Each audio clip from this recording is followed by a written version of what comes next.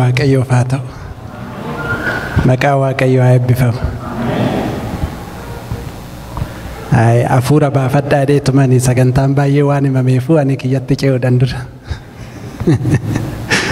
maqaan gooftaa kan eebbifame haa ta'u duraan dursee abbootiin baga gammaddaniin jedha baga guyyaa abbootiin isin ga'ee baga abbaa taatanii waaqayyo abbaa gaafa nama godhu nama gammachiisa amiin warri abbaa taatan waa baay'ee beektu gaafa dhalatanii qabanii waa baay'ee nama gammachiisu steeppiidhaan immoo waa baay'ee nu agarsiisu gaafa daaddee deemanoo molka'u jennaa gaafa olkaan yoom mana barumsaa jennaa gaafa mana barumsaa gaan giraajuweeshinii jennaa waa baay'eedha hin dhumatu abbaa ta'uun haadha ta'uun eebba galanni waaqayyoof haa ta'u abbootiin hundumtuu baga waaqayyo guyyaa gammachuu kanaan isin ga'een jedhaa warri gara fuulduraattis abbootii taatan hundumtuu baga gammaddanii ammas caarran jira abbaa keenya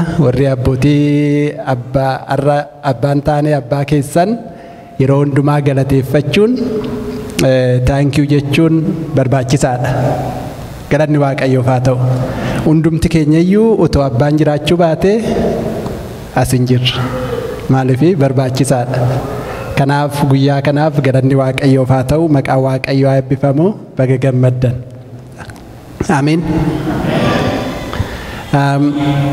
beeksisni hunduu himamee anis achi waan dhadhaabbadheef wanti akka nafneeffanani malee sagantaa kiyya eeggachuudhaaf miti wanna hundumaa wal gargaarreeti galanni waaqayyoof haa ta'u har'aa guyyaa sagalee waaqayyoo nuuf qopheessetti ceenaa waaqayyoo guyyaa har'aa sagalee isaa dubbii isaa immoo nuuf qopheesseera maqaan isaa kan eebbifame haa ta'u galanni waaqayyoof haa ta'u mata dureen sagalee waaqayyoo har'a irratti dubbadhu kakuun koo hin cabu jedha maqaa waaqayyoo kan eebbifame haa ta'u kakuun koo hin cabu akka gabaabbatuufananii yoo dheeressuus barbaanne dubbiin afaan koo keessaa ba'es hin diddiiramu jedha mata dureen koo macaafa faarfannaa 89 lakkoofsa 34 irraa fudhadhe maqaa waaqayyoo kan eebbifame haa ta'u in kadhannamee daqiiqaa muraasaaf mataa keenya gadi qabannee hafuura keenya waaqayyo wajjin itti konnektii goonee namni kakuu hin qabne namni kakuu hin beekne nu gidduun jiru waaqayyo nuuf kakatee nus waaqayyo wajjin kakuu galleet iddoo kana dhufne kakuun koo hin cabu kakuu keessan mee daqiiqaa takkaaf yaadadhaa kakuu meeqa qabdu tokko tokko baay'ee qaba tokko tokko dheeraa qaba waaqayyo kakuu bara baraatiin kakuu guyyaa guyyaatiin kakuu yeroo gabaabatiin kakuu yeroo dheeraa nuuf galee jira mee kakuu keessan yaadadhaa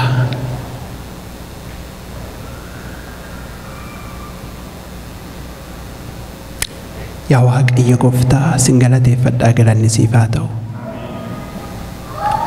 ani yaa waaqayyo gooftaa asan dhaabbadhaa ati ana keessan goriitoo saba kee kanatti dubbadhu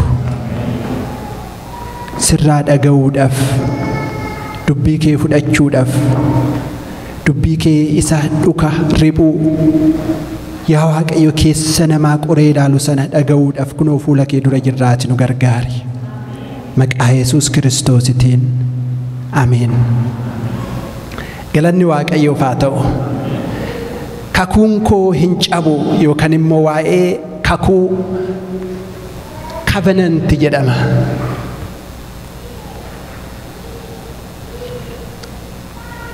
covenant jedhama afaan ingiliffaatiin afaan keenyan kakuu jedhama macaafa qulqulluu keessatti gara 280 ol tuqameera jedha kakuun gatii guddaa qaba maqaa waaqayyoo kan eebbifame haa ta'u akkuma dubbii amma boonsa fi tsagguun nu dubbisan irraa dubbatutti hojii ergamootaa boqonnaa 2:29 irratti yaa obboloota koo waa'ee Daawit abaabilii keenyaa mul'inatti isinitti himuu nan jaaladha. Inni du'eera awwaalameeras awwaalli isaa sammaa irratti iyyuu nu bira jira. Inni raajii tureedha. Galanni Waaqayyoof haa ta'u. Gaafii sin gaafadhu hin danda'ama miti. Nama meeqatu Daawit raajii akka ta'e beekame? Yeroo baay'ee macaafa faarfannaa Daawit mootii Israa'el ta'uusaa hin beekna garuu mee nama meeqatu Daawit akka raajii ta'e beeka macaafa qulqulluudhaan? Tsagguu harka baasaa rakkoon qabu daagee. Galanni Waaqayyoof haa ta'u. Hojii ergamootaa boqonnaa 2:29 irraa qabee Phexros inni raajii ture jedha ittuma qabeetuma. Raajii keessaayyuu raajii isa guddaa waa'ee dhufaatii gooftaa Yesuus Kiristoos isa dubbatu. Yesuus Kiristoos karaa isaa akka dhufu dursee iddoo kanatti 29 irratti eenyutu dubbachaa jira? Phexrositu dubbachaa jira. Maaliif dubbachaa jira? Guyyaa sun guyyaa dinqii tokko ture. Waan arganiin beeknetu ta'e hafuura qulqulluutu gadi bu'e. Bifa mukukkula abiddaatiin tokko isaanirra bu'eetoo afaan haaraa isaan dubbachiise.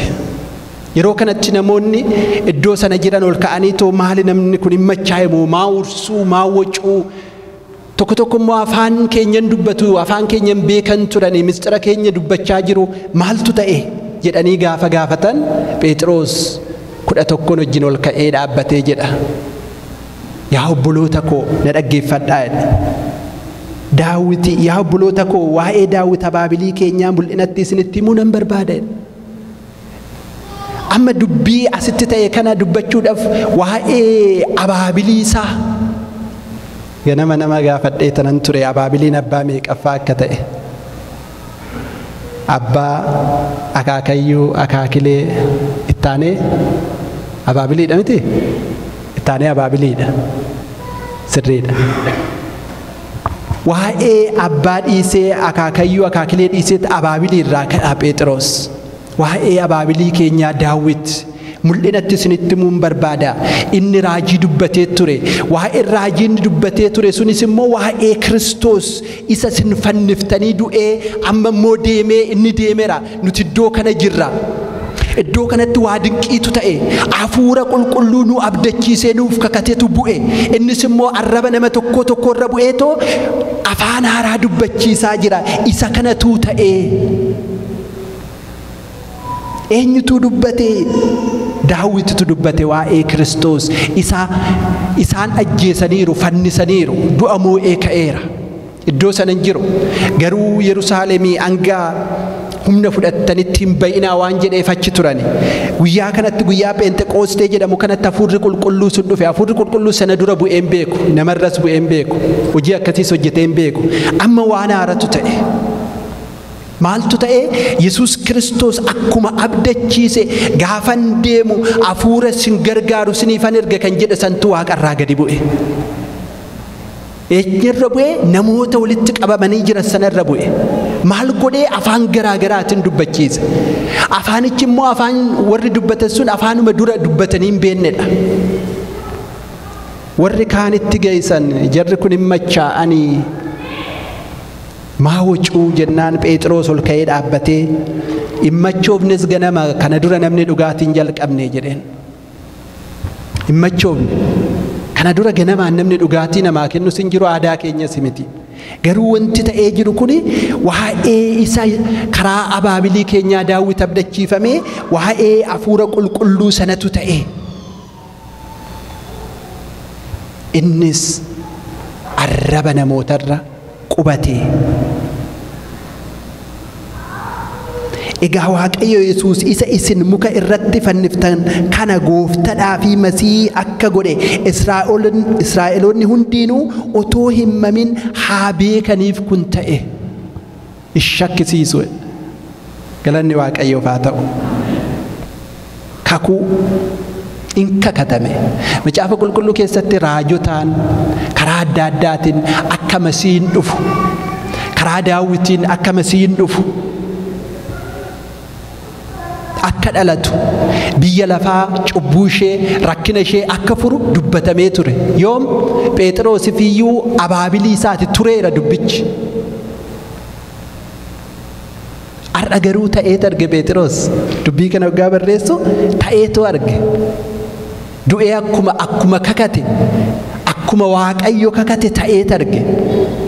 Hafuura qulqulluu nan ergaa, foon uffataa hundumarratti dhangalaasa kan jedhe arge. Isa kanatu ta'e beekaan hin duune hin hatani jedhanii too luboonni yommuu dubbatan lakki inni du'uunsaas dhuguma awwaalameeras. Garuu waan dinqii tokko dubbata Daawit raajii. Abboota great faazarsiin duratti raajii dubbate. Foon saarree tortoruutti hin dhiifne jedha Yesuus Kiristoos. Namni gaafa du'u akka biyya kanaatti soo ta'e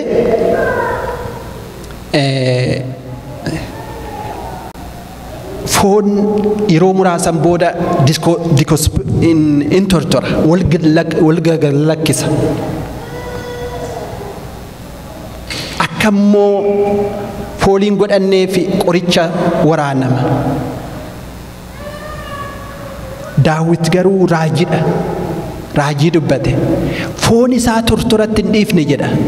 Yesuus Kiristoos gaafa du'aa ka'ee harka isaa itti agarsiisu, luka isaa itti agarsiisu achumaan tortoree badee Yesuus Kiristoos haaraan hin kaane isuma sana foon isaa hin tortorre. Waraanariiru eeyyee. Dhiigni isaa lola'eeraa eeyyee. Keessaa gadi yaa'eeraa eeyyee. Namni gaafa dhiigni isaa keessaa yaa'ee hin du'a. Yesuus Kiristoosis du'eera. Yesuus Kiristoos guutumaan guututti Waaqa, namas. Dhiigni isaa dhangala'ee nuuf lola'ee du'eera. Garuu akka namaa immoo foon isaa hin tortorre hin ka'e, hin kaase. Tortoratti hin dhiifne jedha Daawit raajiin. Har'a raajiin jedha. Macaafni qulqulluunis akkasuma jedha. Lakkoofsa 30 irratti inni raajii tureedha. Waaqayyo sanyii isaa keessaa tokko teessoo mootummaa isaa irra akka teessisuuf kakuudhaan akka isa abdachiise hin beeke. Maalidhaan isa abdachiise? Kakuudhaan. Kakuudhaan. Kakuu hin cabne, kakuu abdachiifamee too raawwatu. Arge. Kakuu qabna, galanni Waaqayyoof haa ta'u.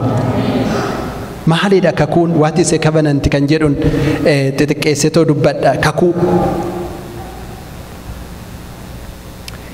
Kakuun macaafa qulqulluu keessatti macaafa hafuura Waaqayyootiin guutame kan jireenya of keessaa qabudha.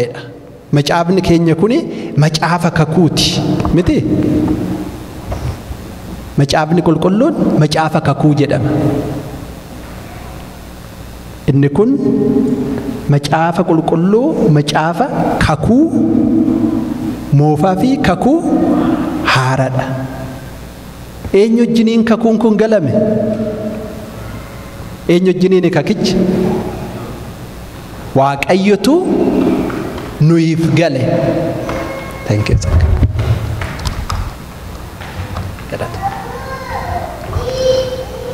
Macaafa kakuu Waaqayyo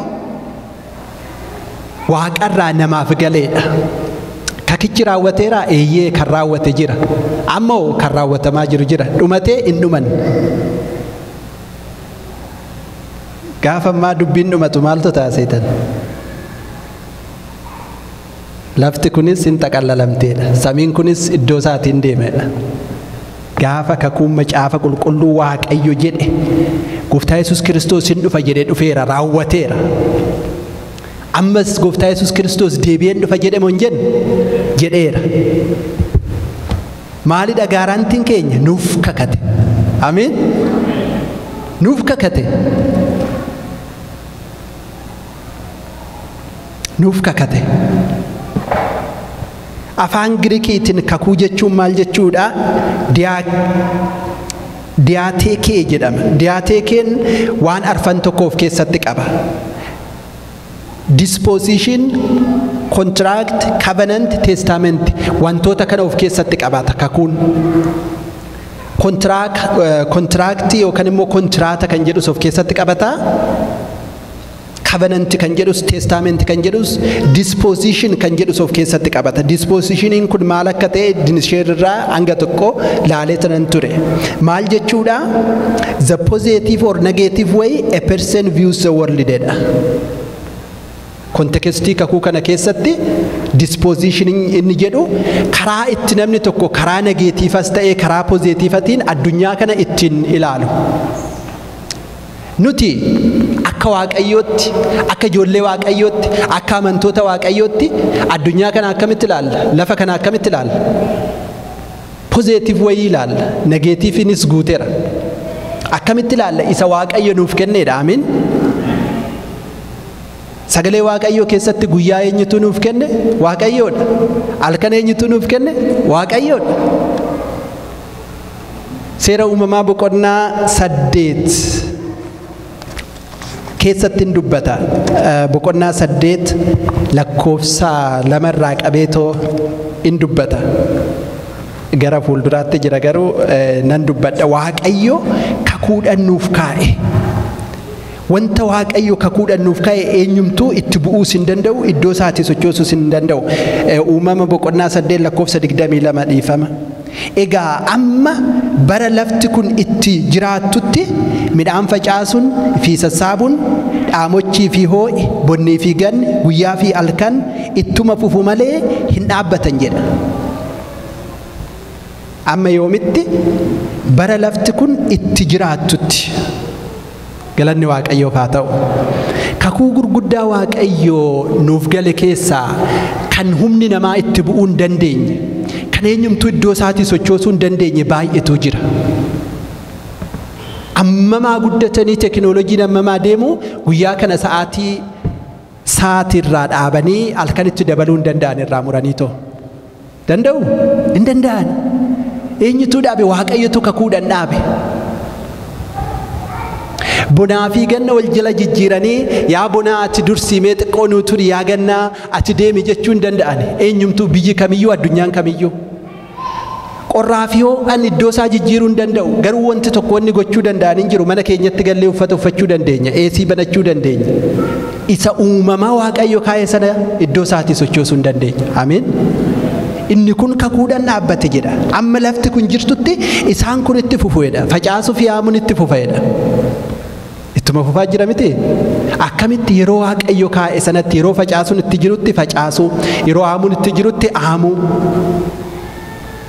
Guyyaa fi halkanis itti fufuudha. Amiin.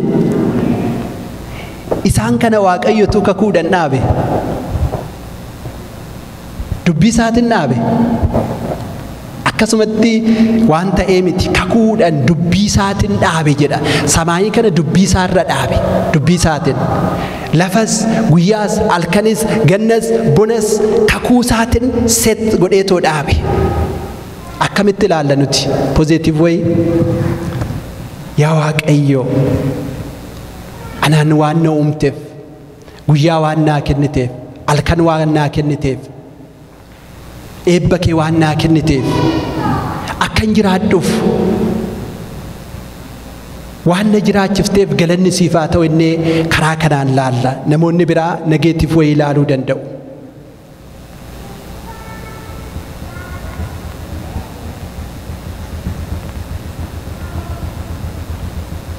Kan biraa kakuuni covenant inni jedhu sacred agreement or mutual promise between God and a person or group of people. Akka giruupitti, akka cherchiitti, akka nama dhuunfatti kakuu waaqayyo wajjin hin galamu agreementii waaqayyo wajjin taasifamuudha. Amiin. Kakuuni yookaan kabanantii akka macaafni qulqulluun bakka lamatti addaaneera. Kakuu gosa kakuu yookaan immoo taayippii isaa bakka lamatti addaaneera. Inni tokko agreement between two equal partners yookaan immoo afaan Ingiliffaatiin bilateral contract isa jedhamudha. Qaama wal qixa ta'e, qaama wal fakkaataa ta'e gidduutti kakuu galamu.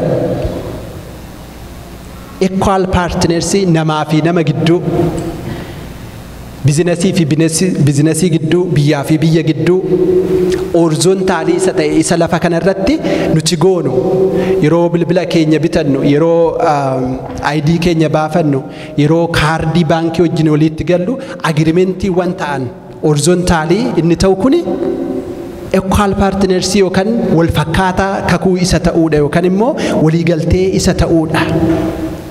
Inni kuni kakuu itti yeroo itti gaa'ela godhatanis ni ilaallata. Eenyu fi eenyudha abbaa manaa fi haadha manaa gidduutti kakuun galamu suni horizontaalii isa ta'eedha. Inni kun qaama lachuu ni ilaallata.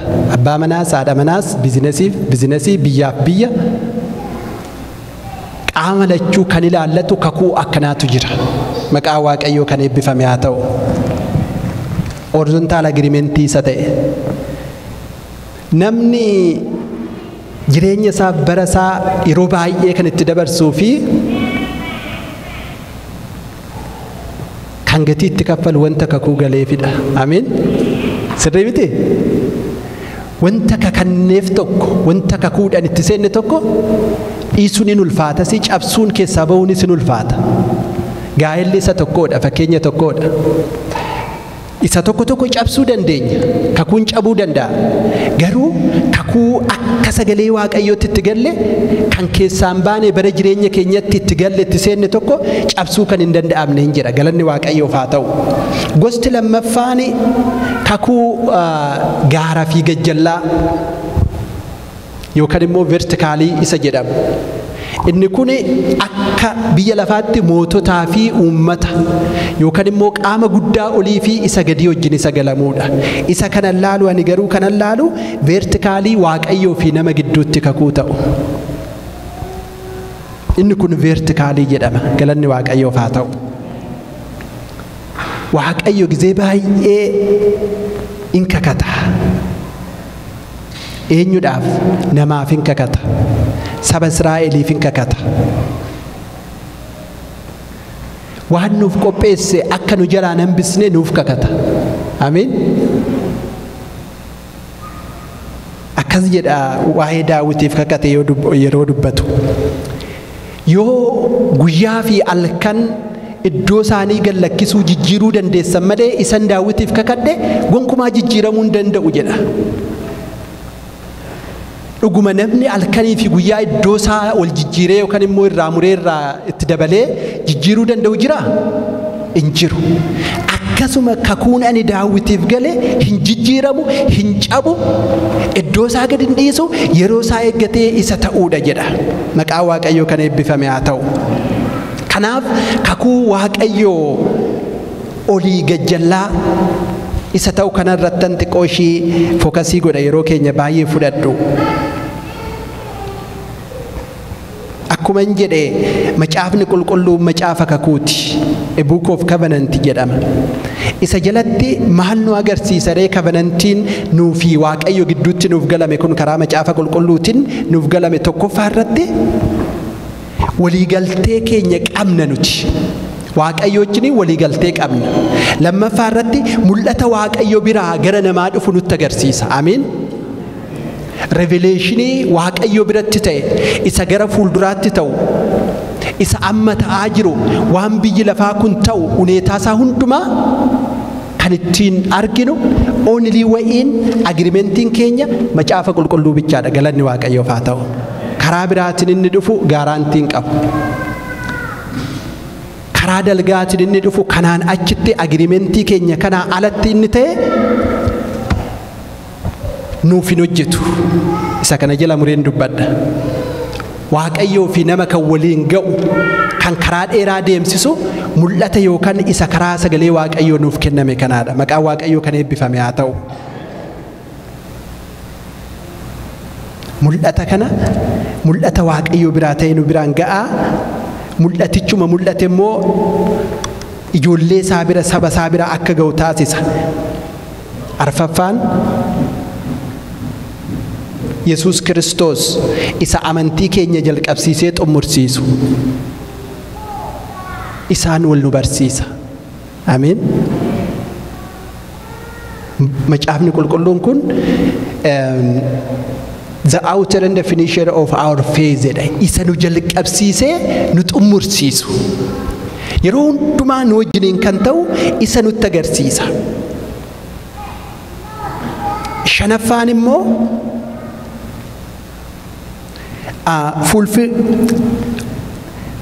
fulfillment of the total covenant of God with man. Xumureetoo walitti qabee garamitti deema kan jedhu dhuma isaa nutti hima. Galanni Waaqayyoof haa ta'u. Gara dhuma isaa nutti hima.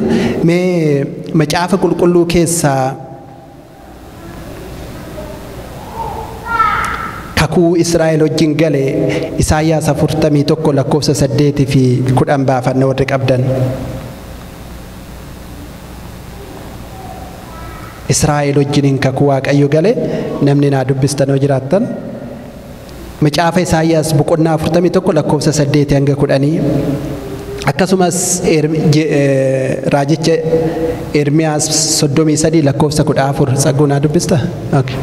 Ati Isaayyaas naa dubbisi simboon immoo Ermiyaas 41 8 hanga 10.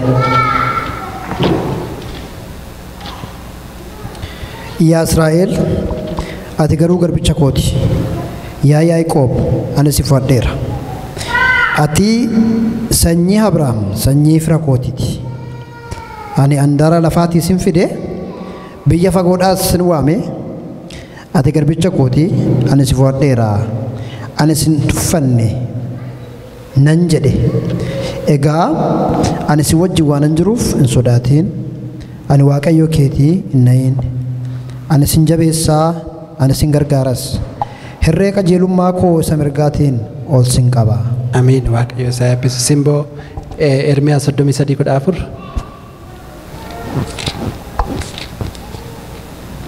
Inni kun kakuu Israa'el wajjin gale. Maal agarsiisaa? Yaa ati garbicha kooti, ati mucaa kooti, hin sodaatin jedhe. Waaqayyo kunoo barri ani wanta ba'eessa isaan namoota Israa'elii fi namoota Yihuudaa abdachiise ittiin fiixaan baasu hin dhufa. Ani bara sana keessa yeroo sanatti sanyii Daawit keessaa mootii qajeelummaadhaan hojjetu nan kaasa. Innis qajeelummaadhaan saba hin bulcha. Amiin. Lakkoofsa 14 qofan barbaade. Galanni Waaqayyoof haa ta'u. Saba rakkate tokkoof waa hin fida jedhee kanan dubbadhe sana barri inni itti fiixan ba'amu ammaadha. Fiixan baasuuf hin dhufa jedhe kakatee ture bara itti fiixan baasu sana ammaadha. Nan baasa jedhe kunoo barri ani wanta ba'eessa isaan namoota Israa'elii fi namoota Yihuudaa abdachiise ittiin fiixan baasu hin dhufa. Kakuu Israa'el wajjin gale. Macaafa Isaayyaas tsagguu yoo iddoo isaatirraa fagaachuu baatte Isaayyaas 42:6-9 6 manaa dubbisi. Yesuus Kiristoos wajjin kakuu gale. Kakuu malee Waaqayyo wanni inni raawwatu baay'ee xiqqashuudha jedha macaafni qulqulluun. 42 lakkoofsa 6-9. Ani Waaqayyoodha. Ani qajeelummaadhaan si waameera. Ani harka sin qabaa sin eegas. Saba ani kakuu galeefiif saba lafarraatiifis ifa akka taatuuf si kenneera. Ija warra jaamaa akka bantu, warra hidhaman akka hiiktu, warra dukkana mana hidhaa keessa jiranis akka baaftu sin godhaa. Ameen. Galanni Waaqayyoof haa ta'u. Maal jedha? Sababan ani kakuu galeef, saban ani kakadheef si kenneera. Warra akkamiitiif kakate? Warra jaaman, warra hidhaman, warra dhukkubsatan, warra booji'aman isaan kana hundumaa bilisa akka baastu. Akkam godhee? Du'ee dhiiga isaa lolaasee aarsaa kaffalee beela'ee anaa fi isin bilisa baase. akkamitti dhufe kakuudhan dhufe Isaayyaas saban kakadheef kanaafan si kenna jedhe miti anaaf siniif waan kakate Waaqayyo in raawwata amiin galanni Waaqayyoof haa ta'u ergaa Phexros isa lammaffaa 3:9 Waaqayyo waan abdachiise raawwachuudhaaf in seesu jedha maal jechuudha in seesu jechuun galateellatti booddeetti hin deebi'edha Waaqayyo waan abdachiise raawwachuudhaaf in seesu ittuma fufee maal jedha naa dubbisimee Tsaggoon namoonni irree waan seesan isa se'uu akka waan seesetti eessaree yoom raawwate maaltu ta'e jedhaniitoo namoonni siin goyyoomsan namoonni isa qabatan kanarraa gara duubatti sin deebisan si shakkisiisan amantii keessan kanarraa sin gataniitoo fuudhanii sin deeman jiru Waaqayyo garuu isa jedhe sana raawwachuudhaaf hin seesu jedhime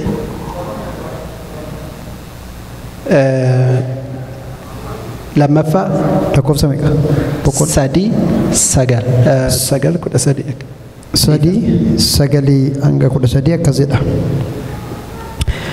Gooftaan wanta abdachiise raawwachuudhaaf hin seesu. Akka namoonni tokko seesutti isa lakkaa'an miti. Inni namoonni hundinuu yaada garaa isaanii akka geeddaratan malee garri tokko iyyuu akka badan waan hin barbaanneef obsaan isiniif hin danda'a. Ameen. Galanni Waaqayyoof haa ta'u. Ameen. Namoonni tokko akka waan inni duubatti deebi'eetti akka waan inni seesetti isa lakkaa'u malee inni hin seesu. Ergaa Phexros kana hunduma isaa dubbisee tanan ture. Waa'ee dhaloota si'aanaa kana dubbata. Waa'ee amma deemaa jiru kana dubbata. Foggisoo amma addunyaarra deemaa jiru warreen argitu miti? Isa Waaqayyo jedheen hin taane eessa? Maaltu ta'e kunoo akkas ta'e yoo jedhaniitu warra foggisoo deeman warra Waaqayyo irraa jal'atanii deeman kana waa'ee isaanii dubbata. Isin garuu jedha of eeggadhaa waan hojjechuun siif ta'u ammuma hojjedhaa. Jarri nama goyyoomsanii isa sin cimsitanii qabattan kanarraayyuu gansin lakkisiisuu barbaadu. Amiin. Nuti garuu Yesuus Kiristoos cimsinee qabannee jirra miti? Waaqa abbaa keenyaa cimsinee qabannee jirra miti? Kakuusaa cimsinee qabannee jirra miti? Sirraa addan baanu ani biyya lafaa ganeera. Qabeenya ishiis wanna hundumaas ganeera sirraa addan ba'u jennee kakuudhaan gara isaa dhufneerra miti? Warri kana nama shakkisiisan jiru jedha Macaafni Qulqulluun. Isa kanarraa duubatti warri nama harkisan hin jiruuti. Sin garuu isa kana dursitanii beektaniirtu Waaqayyo wanta kakate wanta nan godha jedhe sana gochuudhaaf duubatti hin seesu duubatti hin deebi'u. Hin sodaatinaa abdii keessaniin itti fufaa jechuu isaati. Waaqayyo maqaan isaa kan eebbifame haa ta'u. Akkasitti Yesuus Kiristoos nuu erge.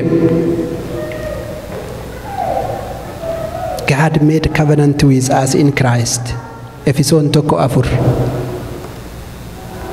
Tsaggoo Efesoon 1:4 simboo Phexros isa 1:2-9. Daagim Roomee 4:13-16. Namni biraa namni dubbisuu danda'u. Galanni Waaqayyoof haa ta'u. Isa kana inuma dubbifanna. Kakuu Waaqayyo anaaf sin galee waan agarsiisuuf. God made a covenant with us in Christ. Karaa Yesuus Kiristoos isa nuuf gale isa amma nuuf ta'uudhaaf jiru. Maaliif wanti baay'een ta'eera kakuu baay'een ta'eera kan amma ta'uudhaaf jiru hin jireedha. Efesoon 1:4 ergaa Phexros 2:9 Roomee 4:13-16 warri barreeffattanii soo jiraattan galanni Waaqayyoof haa ta'u. Maqaan Gooftaa kana eebbifame haa ta'u. Efesoon 1:4 inni uumamuu biyya lafaa dura iyyuu warra qulqullaa'an warra isa duratti mudaa hin qabne akka taanuuf jaalalaan karaa Kiristoos nu fo'ateera. Jaalalaan karaa Kiristoos kakuu nuuf galeera. Amiin. Ergaa Phexros isa 1:2-9. Isin garuu qomoo fo'amaadha. Amiin. luboota mana mootummaati. Ameen. Saba qullaadha. Ameen. Warra dhuunfaa Waaqayyoo ta'anidha. Ameen. Waaqayyo hojii isaa isa jajamaa akka labsitaniif dukkana keessaa gara ifa isa dinqisiisaatti isin waame. Ameen. Eessaan waame? Dukkana keessaa maal akka hojjennuuf? Hojii isaa isa dinqisiisaa, isa ajaa'ibsiisaa, isa barri irra hin dabarre, isa yeroon irratti hin dhumanne akka hojjettaniif dukkana keessaa agirimentii godhee kakuu godheetti nu fuudhe malee akkanumatti dukkana keessaa seenanii too nama baasuun hin danda'amu. Ameen.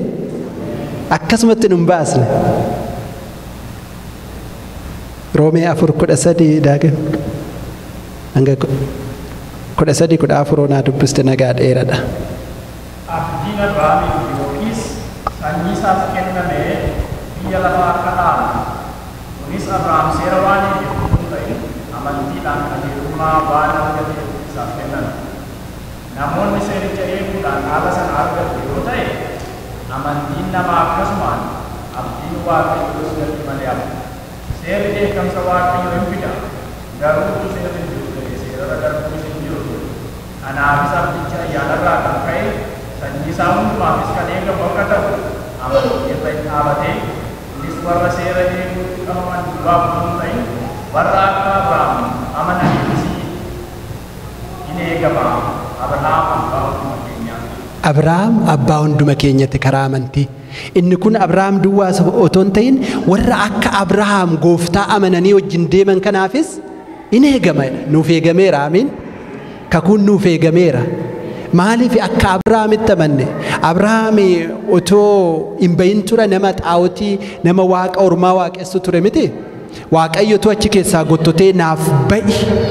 Isa waaqessitu kana dhiisi, gosa kee dhiisi, wanta hundumaa dhiisitoo keessaa akkana bahi jedhe. Galanni Waaqayyoof haa ta'u. Namni gaafa bakka seetil ta'e keessaa bahu waa baay'ee dhiisetoo ba'a. Ameen.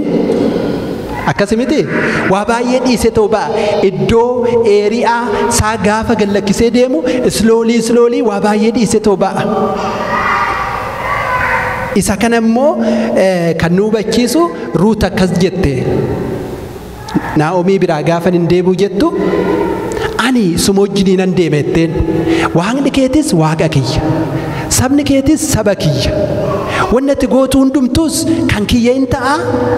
Lafa ati duutattis nan awwaalamaa si wajjin nan deema jetteen. Orfaan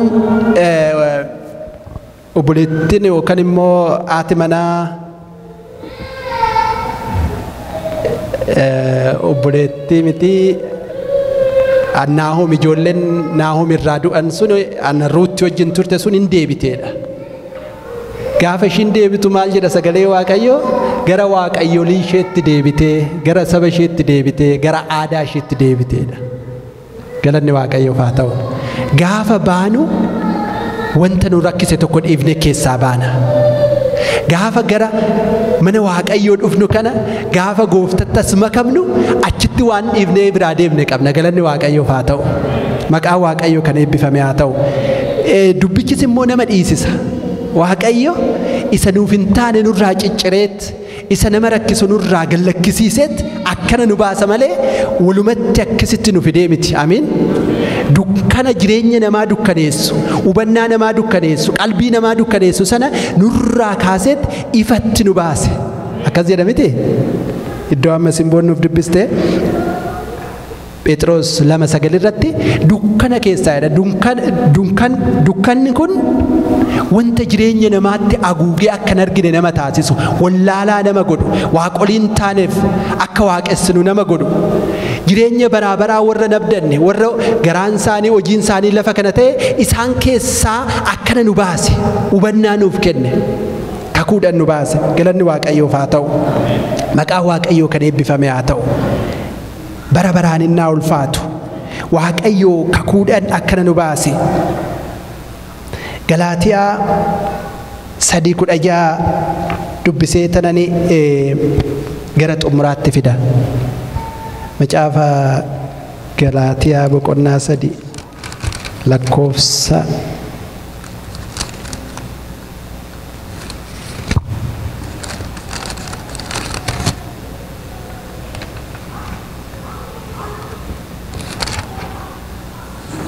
waan handafee akkam baafanne beeku fanan naa dubbisaa isiniin jedha. Saggu naa dubbisime. lakkoofsa meeqa? Galaatiyaa 3:16 hanga 18. 16 hanga 18tti Galaatiyaa boqonnaa 3.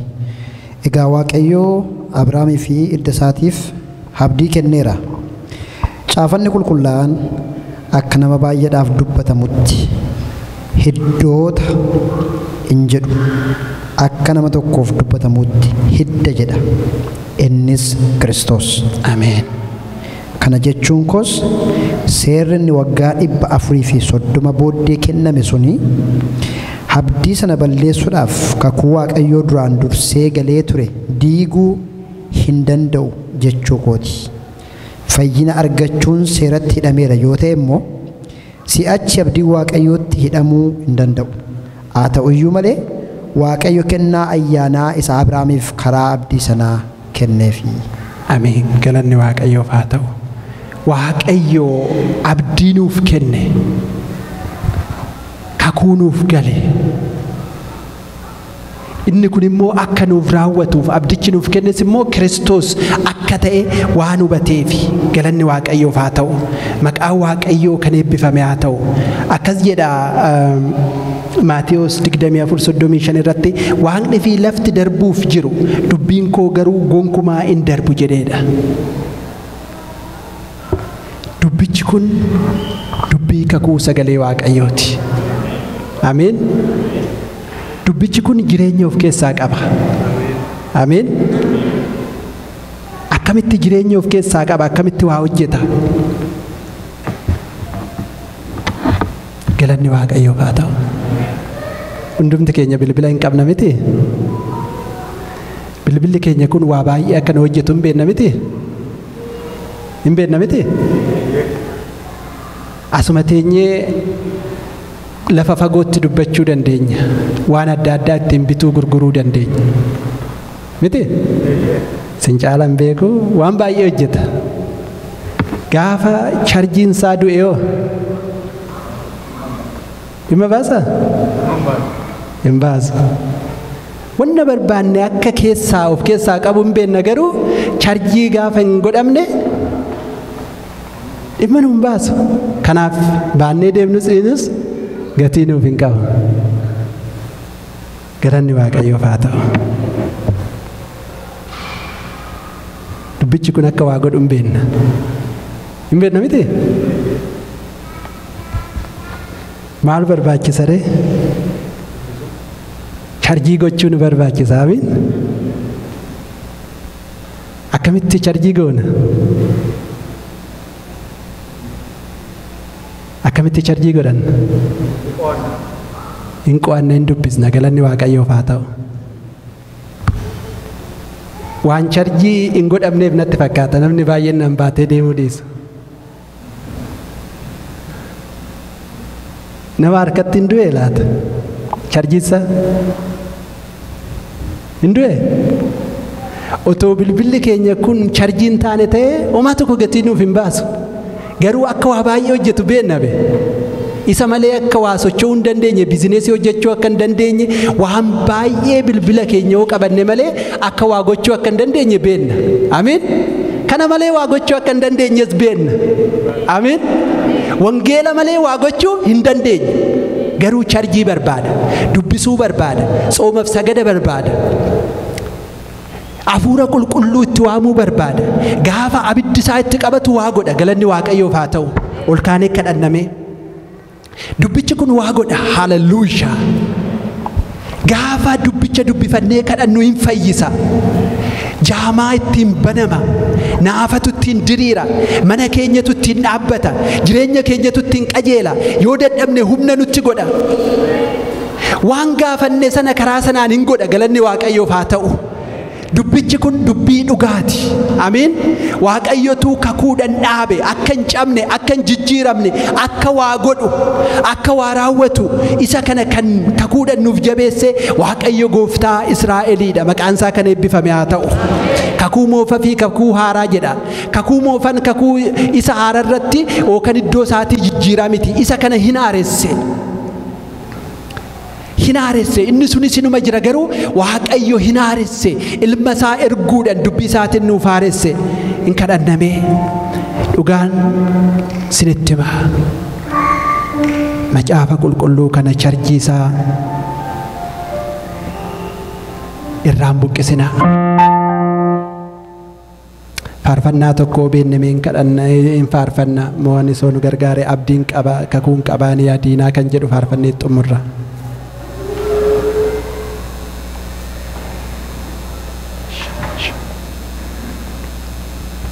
amiin baay'een dheeressu abdiin qaba kakuun qaba kakuu qabna dhugumaan nuti abdiin qaba kakuun qaba ani yaadiina koo naaf raawwatamaa mul'anni koo abdiin qaba kakuun qaba ani yaadiina koo naaf raawwatamaa mul'anni koo isa naaf kakatee raawwata nama miti waaqa akkamiin dagata isa naaf kakatee raawwata nama miti waaqa akkamiin dagata abdiin qaba kakuun qaba ani yaadiina koo naaf raawwatamaa mul'anni koo abdiin qaba kakuun qaba ani yaadiina koo naaf raawwatamaa mul'anni koo warra abdii qabnu warra kakuu qabnu